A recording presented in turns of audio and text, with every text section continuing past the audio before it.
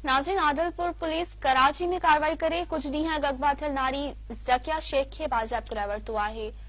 Telephone line ते मौजूद आहे माजिद कलवर। जी माजिद, छा तफ़सील आहिनि?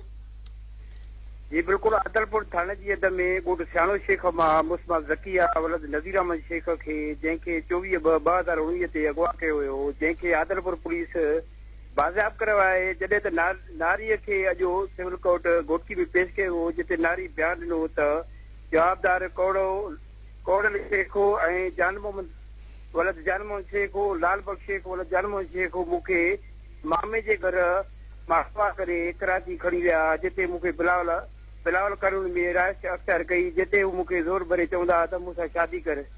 मां तव्हांखे इहो बि ॿुधाईंदो रहां त नारीअ जी FIR आदिलपुर थाणे ते 9/3/2019 B365 तहत कानून 161/19 तहत दाख़िल कई वई हुई, जंहिंखां पोइ नारी खे कराची बिलावल करणी मां बाज़ियाब कयो वियो आहे, जॾहिं त नारी सिविल कोर्ट जे बयान खां पोइ हाणे वारसनि हवाले कई वई आहे। जी माजिद, तव्हांजी महिरबानी।